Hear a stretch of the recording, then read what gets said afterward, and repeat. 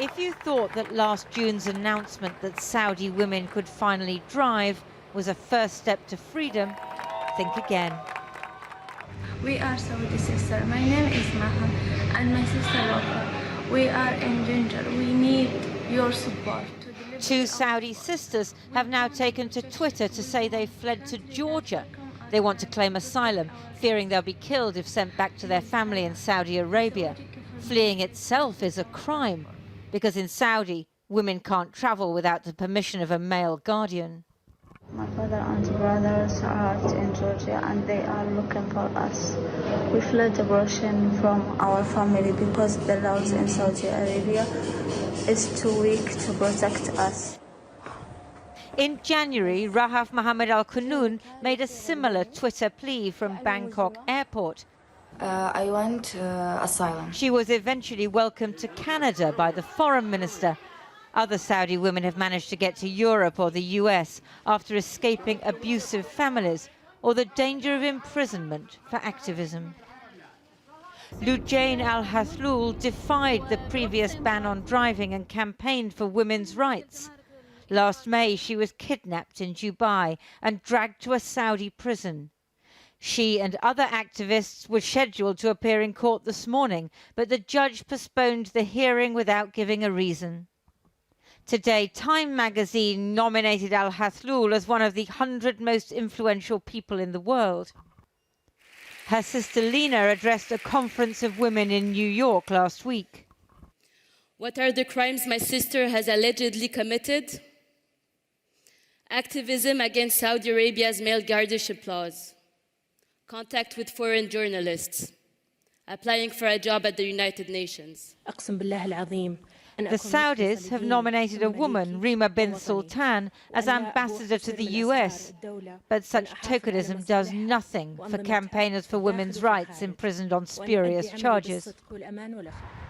In the reign of King Salman and Crown Prince Mohammed, scores of human rights activists have been arrested and allegedly tortured, not to mention the murder of the journalist Jamal Khashoggi in the Saudi embassy in Turkey. Yet Crown Prince Mohammed bin Salman was welcomed to London last year and has received no criticism from President Trump. So who will listen to the cries of two frightened young Saudi women in Georgia?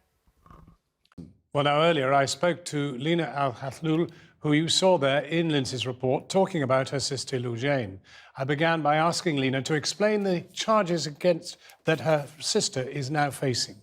So they're about being in contact with foreign journalists, the fact that she's also in contact with Amnesty International and Human Rights Watch, the fact that she has been fighting the male guardianship system in Saudi Arabia. And so it's basically the fact that she has been active in the human rights activities and defending them. Can she get a fair trial? Well, we hope so.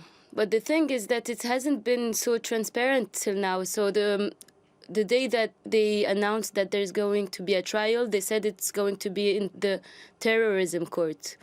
And just the day before the trial, they said, oh, no, finally, it's not going to be in the terrorism court. It's going to be in the normal criminal court in Saudi Arabia. And so, you know, and for example, also today, there was supposed to be a session, and they just tell us the same day that it's going to be postponed. So it's a bit difficult to understand how things are going when it's not so transparent. But we really, really hope that it's going to be a fair trial. You have said that she has been tortured. Yes, she has.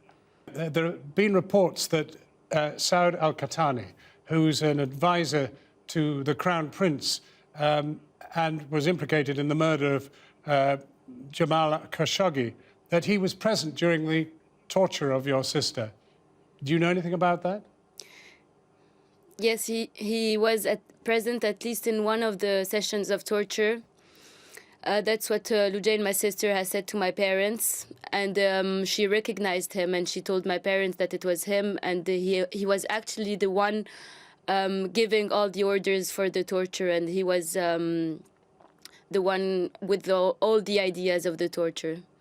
What diplomatic support are you getting from anybody in this case? Who is helping you? We thought that silence would help her, so we stayed silent, and we haven't asked for any help for the first 10 months. And then when we found out about torture, we said, yeah, we really have to do something about it. So what we do is that we speak out, and then whoever is convinced and really is touched by the story, they do some things. But I don't want to get really political. I just want to save my sister and not make things too political, because it's not my domain. As we speak, what do your parents say about how she is? She is, health-wise, she's a bit better. Her body is a bit, is healing more and more. But the thing is that she's very disappointed, because they have promised that she could have temporary release, and she hasn't. And they promised also that there was going to be not a fair trial, but at least that it was going to be well organized, and it hasn't been so. So she's very disappointed of what's happening now, but she's still staying very strong, and health-wise, she's a bit better. And when you talk about the mistreatment of her in prison and the torture, Yes. What sort of thing has she been subjected to? So she has been electrocuted. She has been sexually harassed. She has been whipped. If by chance you could give your sister a message, what would you say now? That I'm very, very proud of her, that I love her, and that I will not stop talking, and I will do my best to save her. Lina, al-Hathloul, thank you very much indeed for talking to us. Thank you. Thank you.